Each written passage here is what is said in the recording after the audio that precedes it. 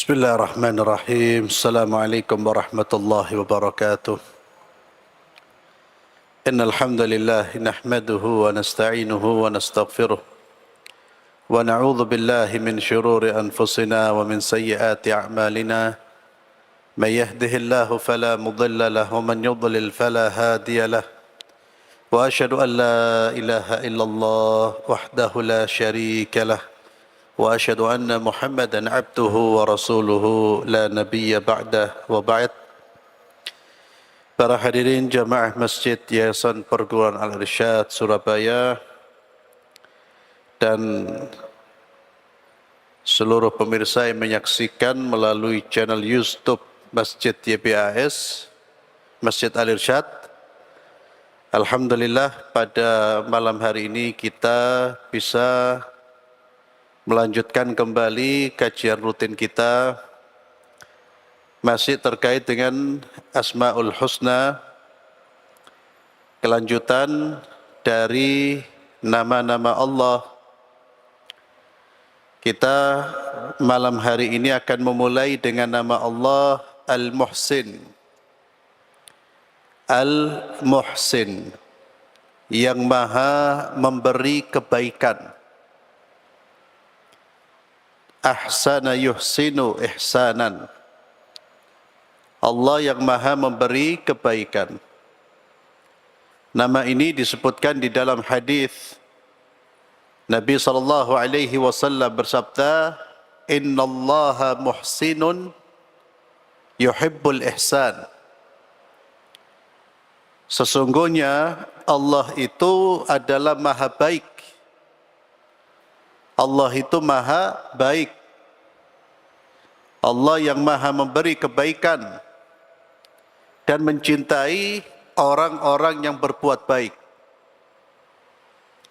Karena Allah maha memberi dan maha baik, Allah juga mencintai orang-orang yang berbuat baik, yang berlaku ihsan. فَإِذَا قَتَلْتُمْ فَأَحْسِنُوا الْقِتْلَةَ وَإِذَا ذَبَحْتُمْ فَأَحْسِنُوا الذِّبْحَ. Maka kalau Allah itu maha memberi kebaikan dan Allah itu maha baik, maka berbuatlah kebaikan termasuk kepada hewan. Ketika kalian menyembelih atau sebelumnya, ketika kalian membunuh, maka bunuhlah dengan cara yang baik. Ada orang melakukan pelanggaran di dalam Islam yang mewajibkan dia harus dihukum mati. Maka cara menghukum matinya pun dengan cara yang terbaik. Di dalam Islam itu ada perbuatan-perbuatan yang pelakunya harus dihukum mati. Atau dalam konteks jihad fisabilillah, perang di jalan Allah, kita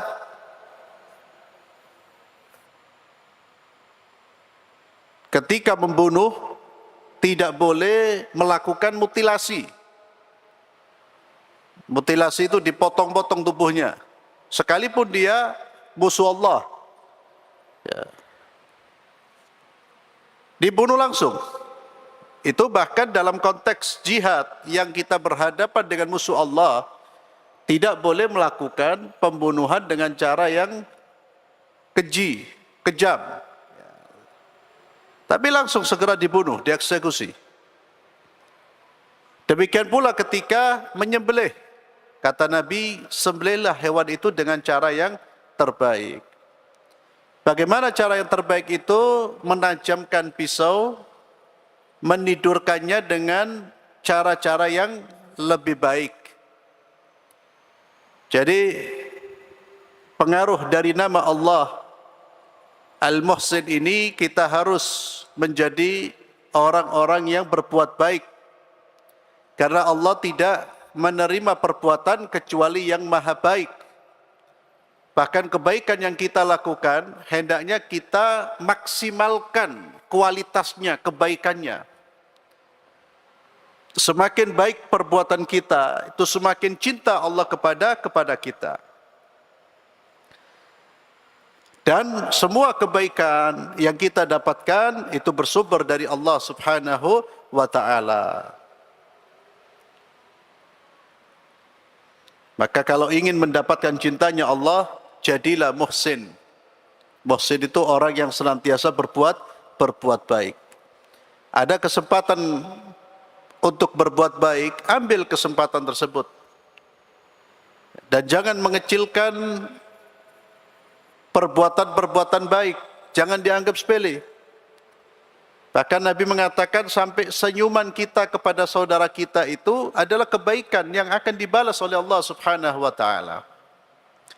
Kemudian ihsan itu juga memiliki makna perbuatan baik yang dilakukan dengan cara yang terbaik. Kalau Allah muhsin memberikan yang terbaik buat kita, termasuk kebaikan Allah adalah menganugerahkan syurga. Padahal kalau ditimbang dengan amal-amal kita, syurga itu tidak layak kita dapatkan. Namun karena rahmatnya Allah, Allah memberikan syurga kepada kita. Kalau syurga itu kita bayar dengan amal-amal soleh, itu belum cukup untuk bayar syurga. Karena kenikmatan syurga itu kenikmatan yang tidak ternilai. Maka ketika Allah memberi balasan kepada kita, Allah memberi balasan yang terbaik. Begitu pula ketika kita berbuat kebaikan yang kita niatkan untuk Allah, maka lakukan dengan cara yang terbaik. Kita sholat, maksimalkan sholat kita. Sholatlah dengan sholat yang terbaik di hadapan Allah. Kita ibadah-ibadah yang lain lakukan dengan cara yang terbaik. Sehingga kita menjadi hamba-hamba Allah yang dicintai oleh Allah. Terkait dengan kebaikan pula, perbaiki dan jadikan baik hati kita dan akhlak kita. Hal ini diingatkan tatkala kita bercermin. Nabi Muhammad sallallahu alaihi wasallam mengajarkan doa, Allahumma kama hassanta khalqi fahassin khuluqi. Ada redaksi yang lain, Allahumma kama ahsanta khalqi fa ahsin khuluqi. Ya Allah, sebagaimana engkau telah membaguskan, menjadikan baik penampilanku, maka perbagus akhlakku. Jadi yang perlu kita perbaiki selain penampilan kita, amal-amal kita yang kita serahkan, kita niatkan untuk Allah, yang perlu kita perbaiki adalah akhlak-akhlak kita, sikap-sikap kita. Jaga perilaku, jaga sikap, jaga omongan. Yuhassin. Termasuk kita perbaiki apa yang ada di dalam hati kita. Innallaha la yanzur ila suwarikum wa amwalikum wa innama yanzur ila qulubikum wa a'malikum. Sesungguhnya Allah tidak menilai berdasarkan fisik kalian, berdasarkan harta kalian, namun yang dinilai oleh Allah itu adalah hati-hati kalian dan amal-amal kalian. Maka kebaikan itu harus terlihat dari hati. Ya, perbaiki. Kalau hati ini kan tidak ada yang tahu kecuali Allah. Ya, tidak ada yang tahu kecuali Allah Subhanahu wa taala. Itu terkait dengan nama Allah Al-Muhsin, Allah yang Maha memberi kebaikan.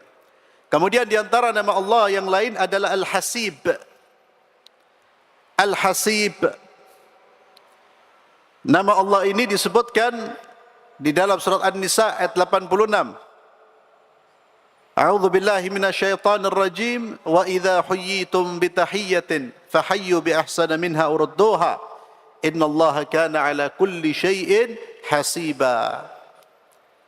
Dan jika kamu diberi ucapan salam, maka balaslah dengan ucapan salam yang lebih baik atau yang semisal ucapan salam yang diucapkan kepadamu. Sesungguhnya Allah memerhitungkan segala sesuatu. hasiba. Maka hasiban bisa berarti Allah yang menghitung segala sesuatu, menghitung amal kita. Bisa juga berarti mujazi, Allah membalas amal kita.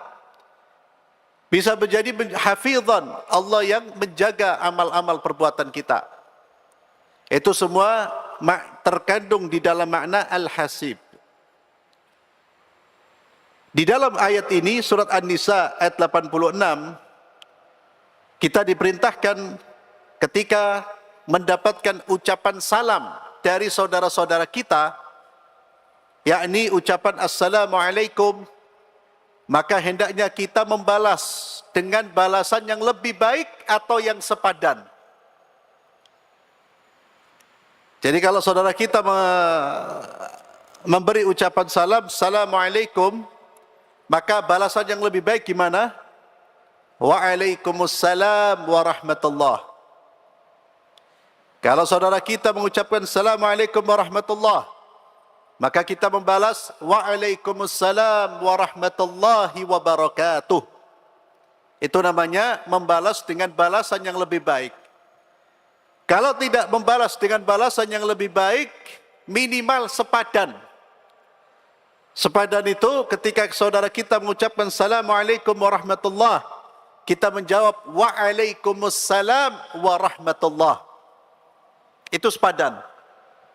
Kalau saudara kita mengucapkan Assalamualaikum warahmatullahi wabarakatuh, maka sepadannya gimana? Waalaikumsalam warahmatullahi wabarakatuh. Itu perintah ayat ini. Jadi kalau saudara kita memberikan salam, Assalamualaikum warahmatullah, kita hanya menjawab Waalaikumsalam, itu tidak sepadan. Ya, tidak lebih baik dan juga tidak sepadan. Sepadan saja tidak. Itu menunjukkan kita ini medit. Medit alias bakhil. Dan juga malas. Ya, mosok jawab gitu saja, kita berat. Ya. Saudara kita memberi ucapan salam yang hampir sempurna, kita jawabnya sedikit. Diberi ucapan salam sempurna, Assalamualaikum warahmatullahi wabarakatuh, kita jawabnya hanya Waalaikumsalam. Ya. Itu ciri hamba-hamba yang malas. Itu perintah Allah. Maka kalau kau diberi salam, dan salam yang menjadi sunnah, ya, bagian dari sunnah, bagian dari ajaran Islam adalah salam dengan ucapan Assalamualaikum. Itu minimal. Yang sempurna Assalamualaikum warahmatullahi wabarakatuh. Jangan diganti dengan salam-salam yang lain. Jangan diganti dengan salam-salam yang lain. Muslim ketemu Muslim, salamnya seperti orang di luar Islam, seperti orang kafir. Muslim ketemu Muslim, Abdullah ketemu Ahmad. Hey bro. Ya. Salam kenal bro. Oh iki. Muslim hada, namanya Ahmad Abdullah. Salam, Assalamualaikum warahmatullah. Itu salam dari langit. Itu produk langit, diganti dengan produknya manusia. Terkadang ajaib kita, ketemu saudara kita sama Muslim. Selamat pagi, la haula wala quwata illa billah. Selamat siang. Itu boleh diucapkan kalau Anda ketemu orang non-Muslim, orang bukan Islam, orang kafir. Boleh Anda mengucapkan selamat pagi Pak, selamat siang. Karena salam diucapkan hanya kepada orang Islam. Assalamualaikum itu hanya untuk orang Islam. Orang di luar Islam, boleh Anda sapa dengan sapaan-sapaan yang seperti itu.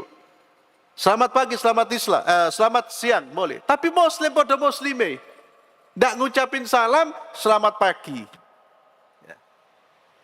Ini satu hal yang ya menyedihkan. Padahal ucapan salam itu satu, itu ucapan dari Allah.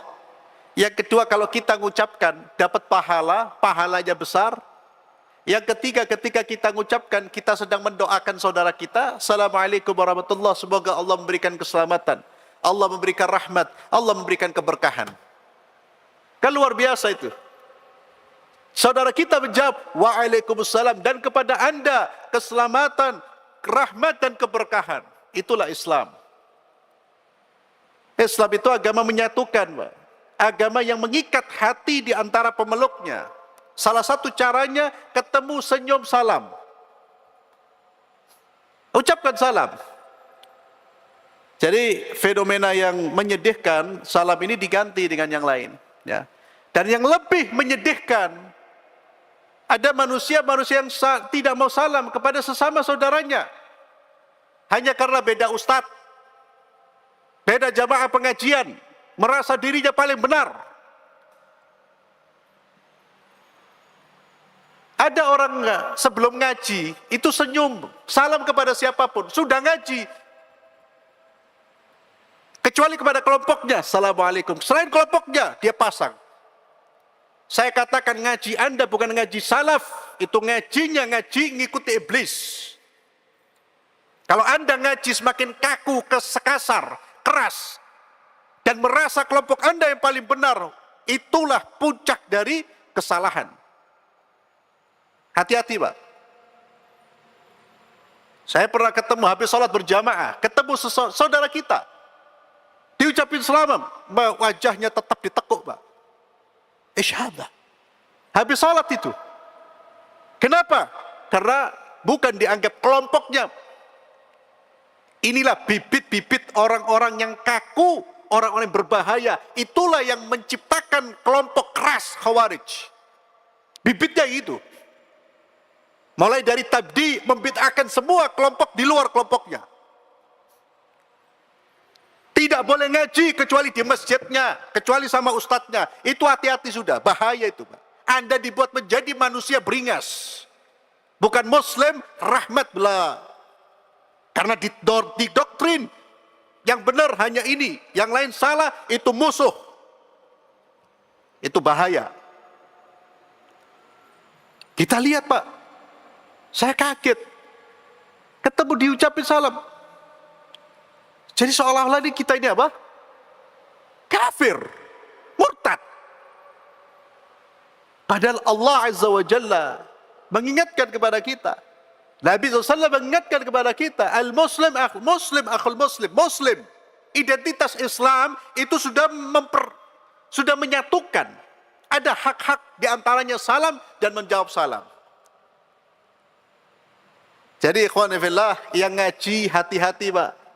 Kalau anda ngaji semakin kaku, semakin kasar, semakin kurang ajar kepada orang lain yang bukan kelompok anda, segera tinggalkan. Karena itu bukan ngaji Al-Quran was sunnah, apalagi salafus saleh. Oh, terlalu jahat kita, kebobrokan kita beri identitas salafus saleh. Salaf tidak seperti itu ya akhi. Baca itu generasi salafus saleh. Salaf itu luar biasa. Ya, akhlaknya, ibadahnya, bukan menjadi manusia-manusia yang bengis, tidak ada adab terhadap saudara-saudaranya. Ya, kita melihat itu. Kita berbicara seperti ini karena kita melihat ada orang ngaji justru semakin kasar. Sebelum ngaji, masya Allah, tapi setelah ngaji semakin kasar. Kasar itu kepada siapa? Tegas itu kepada munafik, kafir, yang memusuhi Islam.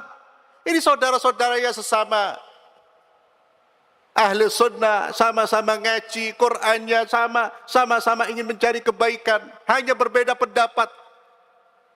Lalu kemudian diperlakukan seperti itu. Orang-orang seperti ini meninggalkan banyak ayat, meninggalkan banyak hadis. Sekalipun mengatakan kami mengikuti hadis. Khawarij itu, Pak, paling rajin sholat. Sering keluar lisannya itu Quran. Tapi kata Nabi mereka seburuk-buruk manusia. Anjingnya penduduk neraka. Kenapa? Karena tidak ada akhlak kepada kaum muslimin. Mereka mengkafirkan umat Islam dan menghalalkan darahnya umat Islam. Menghalalkan darahnya umat Islam. Dimulai dari apa? Dari situ. Dari mulai hizbiyah itu namanya, Pak. Jadi kelompoknya yang paling benar. Hizbiyah itu kadang-kadang tidak ada namanya. Kadang-kadang tidak ada namanya, tapi hizbiyah dia. Jadi hati-hati. Ini terkait dengan salam, kita sampaikan, jangan sampai kita menjadi orang yang merubah salam atau tidak mau salam kecuali dengan kelompok kita. Ya, salam, ucapan salam. Tidak perlu, Anda kalau melihat orang muslim, siapapun dia, ucapkan salam. Senyum. Kecuali dia tokoh kesesatan. Ya. Dan yang menyebut tokoh kesesatan bukan ustadznya, lagi-lagi. Tapi umat Islam. Ya. Ini kadang-kadang asal tunjuk tokoh kesesatan, ustadznya yang bilang. Ustadz ini belum tentu benar. Ya.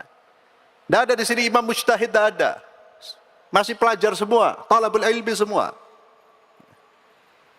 Salam itu luar biasa. Karena apa? Salam itu kata Nabi mempererat hubungan dan salah satu cara kita masuk surga. Nabi sallallahu alaihi wasallam bersabda, "La tadkhulul jannah hatta tu'minu wa la tu'minu hatta tahabbu, awala adullukum ala syai'in idza fa'altum tahabbtum afsus salami bainakum." Kata Nabi sallallahu alaihi wasallam, "La tadkhulul jannah hatta tu'minu." Kalian tidak masuk surga kecuali sampai kalian beriman. Wa la tu'minu hatta tahabbu, dan kalian tidak beriman sampai kalian saling mencintai. Isma'il hadis ya ikhwan. Tidak sempurna iman kalian sampai kalian saling mencintai. Perhatikan, pentingnya saling mencintai, Pak. Itu yang saya katakan tadi. Kalau Anda ngaji, semakin benci dengan semua orang, Pak. Itu bahaya, bisa menjauhkan Anda dari surga itu. Kalian tidak sempurna iman kalian sampai kalian saling mencintai. Awala adullukum ala syai'in idza fa'altumu tahabbtum. Maukah aku tunjukkan kepada kalian perbuatan yang jika kalian lakukan kalian akan saling mencintai? Afsus salami bainakum, sebarkan salam di antara kalian. Afsus salam, perintah Nabi. Itu tentang salam. Kembali kepada ayat ini, di ayat ini Allah Azza wa Jalla mengatakan kana wa innallaha kana ala kulli syai'in hasiba. Hasiba apa artinya tadi? Allah Maha, ya. Bisa artinya Allah Maha membalas, Allah Maha menjaga. Termasuk juga hasib artinya Allah yang mencukupkan hamba-hambanya segala keperluan agama dan dunia mereka. Yang memudahkan urusan, yang menghindarkan mereka dari segala hal yang tidak mereka sukai. Itu juga termasuk nama hasib. Ya. Kita sering mengucapkan hasbunallah wa ni'mal wakil. Hasbunallah, cukuplah Allah pelindungku, yang memberi kecukupan kepadaku, yang menjagaku. Itu nama makna dari hasbunallah wa ni'mal wakil. Ya. Cukuplah Allah menjadi penolong dan Allah adalah sebaik-baik pelindung. Itu al-hasib. Dan sering-sering ma'asyiral muslimin, di antara wirid yang sering kita ucapkan, bacalah la haula wa la quwata illa billah. Tiada daya dan kekuatan kecuali dari Allah. Itu akan membuat kita akan terus bersandar kepada Allah. Termasuk wirid hasbunallah wa ni'mal wakil. Ketika Anda berada dalam kesulitan, ucapkan hasbunallah wa ni'mal wakil, sehingga hati ini bergantung hanya kepada Allah. Hati ini melihat bahwa yang bisa menolong, yang memberi kecukupan Allah, bukan manusia. Karena kalau hati kita bergantung kepada manusia, maka Allah akan serahkan urusan kita kepada manusia. Hasbunallah wa ni'mal wakil, ya. Wa huwal hasib. Allah yang maha mencukupi, yang maha membalas, Allah yang maha menghitung, juga makna al-hasib. Kemudian di antara nama Allah adalah asy-syafi. Asy-syafi, apa artinya syafi? Asy-syafi, penyembuh, ya, yang memberi kesembuhan segala macam penyakit. Allah asy-syafi wallah. Yang memberi kesembuhan siapa? Allah. Bukan obat. Obat itu bisa memberikan pengaruh dan bisa menyembuhkan atas izin Allah. Atas izin Allah. Kita berikhtiar berobat. Kenapa kita berikhtiar? Karena Nabi memerintahkan. Kalau kamu sakit, berobatlah. Kita berobat bukan karena obat itu yang menyembuhkan. Kita berobat karena perintah Allah. Karena perintah Rasulullah SAW. Karena manusia harus ikhtiar. Namun ketika kita ikhtiar, yakinkan diri kita bahwa hasilnya itu di genggaman Allah. Mutlak. Yang memberi pengaruh, yang memberi hasil dari ikhtiar kita Allah. Sehingga manusia yang yakin dengan Allah itu tidak meninggalkan ikhtiar, dia berikhtiar. Dan ciri orang yang bertawakal itu berikhtiar dan bersandar kepada Allah. Apa indikasinya dia bersandar kepada Allah? Indikasinya apa, Pak? Dia banyak berdoa, minta kepada Allah. Kalau saya antum ikhtiar, jarang doa, itu hati-hati, Pak. Jangan-jangan antum berikhtiar dan bersandar kepada kemampuan diri. Indikasi orang itu tawakal kepada Allah, dia banyak berdoa kepada Allah. Bahkan setiap langkahnya dia ingat Allah dan dia minta kepada Allah. Itu indikasi hatinya bergantung kepada Allah.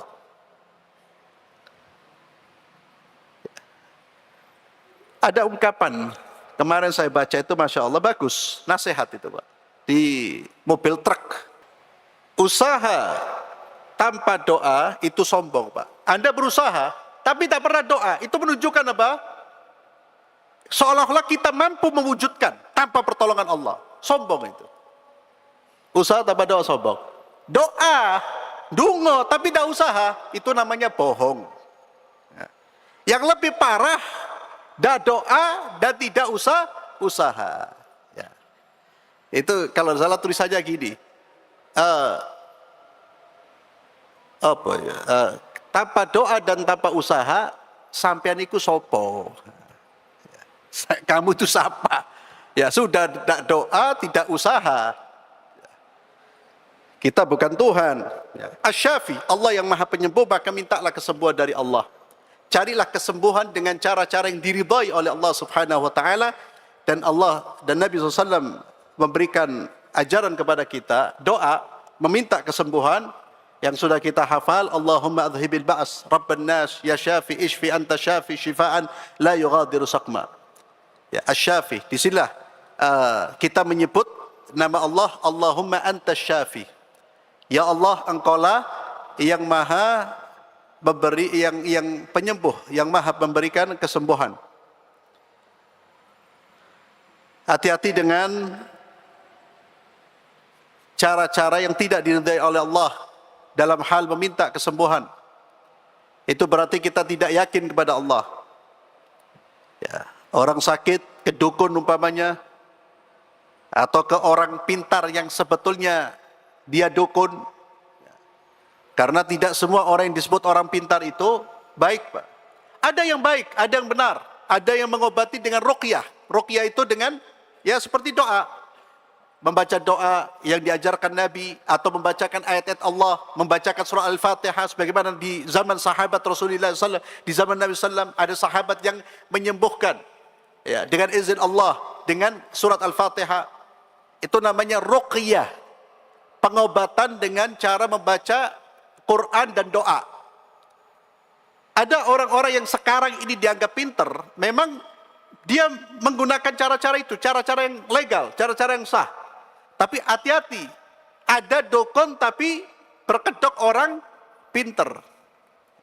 Mereka-mereka yang menggunakan pengobatan dengan cara-cara yang tidak diridhai oleh Allah, dengan bantuan jin, sihir, ya, dengan melakukan pelanggaran-pelanggaran terhadap syariat Allah Subhanahu wa taala. Maka seorang muslim ketika dia ditimpa penyakit, dia harus yakin bahwa asy-Syafi huwallah.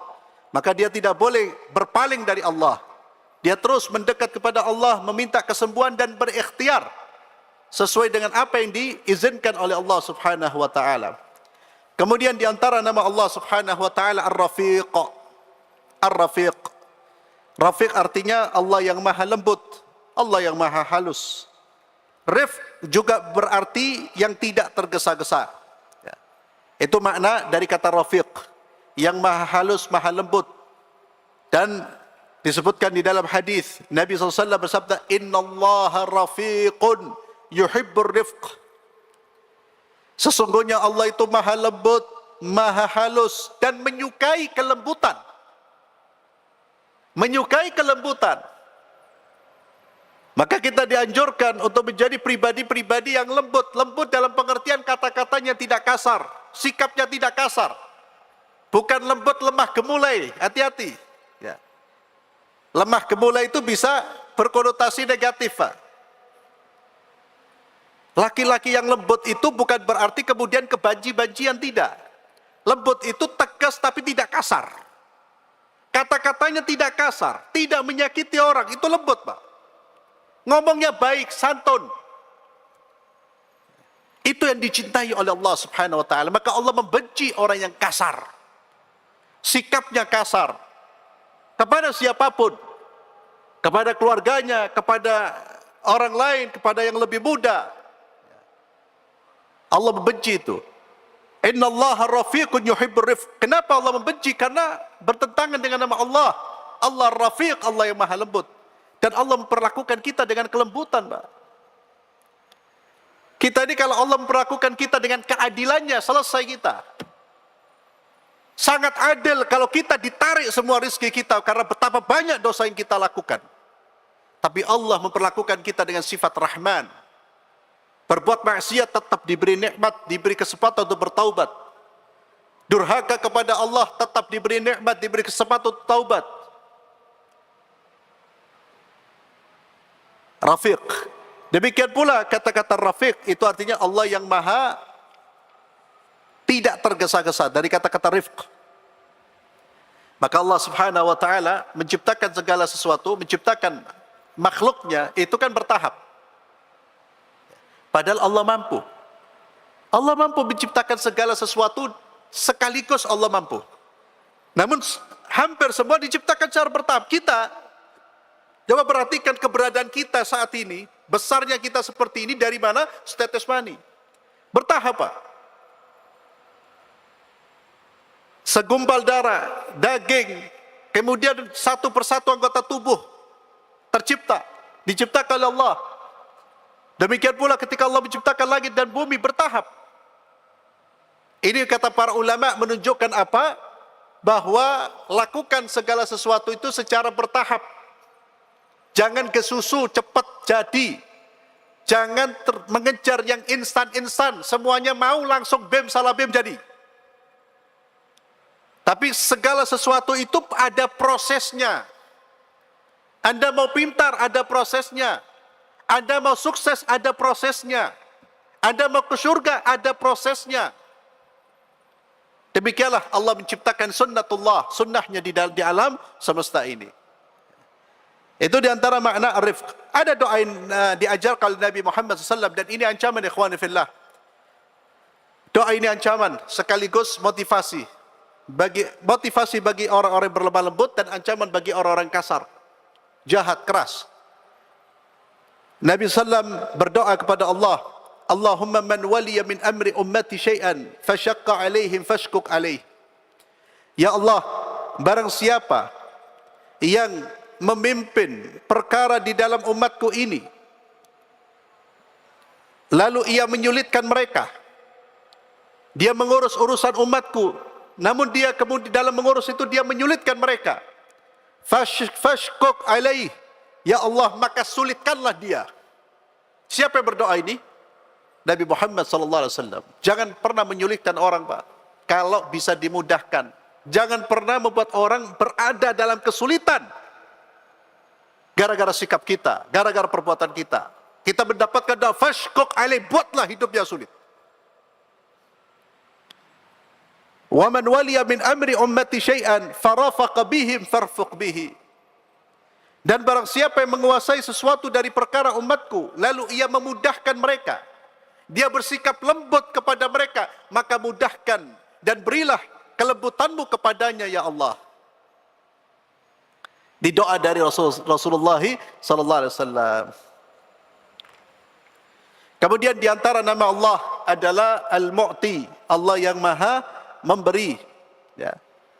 Di antara hal ini disebutkan di dalam hadis yang diriwayatkan oleh Imam Bukhari, Nabi SAW bersabda, "Man yuridillah bi khairan yufaqihu fid din." Barang siapa yang Allah menghendaki kebaikan untuknya, niscaya dia memahamkannya dalam agama. Barang siapa yang Allah inginkan kebaikan bagi seorang hamba, apa bukti Allah inginkan kebaikan bagi seorang hamba? Allah fahamkan dia urusan agama. Hadis ini, Pak, seharusnya sudah mencambuk kita untuk terus belajar, terus untuk mengerti ilmu agama, Pak. Karena itu tanda Allah cinta kepada hambanya. Tanda Allah memberikan kebaikan. Kalau ada orang diberi harta, belum tentu Allah cinta. Orang diberi kekuasaan, belum tentu Allah cinta. Orang diberi kemampuan membangun gedung-gedung, memiliki segala, belum tentu Allah cinta. Tapi kalau orang diberi ilmu agama dan dia amalkan, Allah berarti cinta kepada orang tersebut.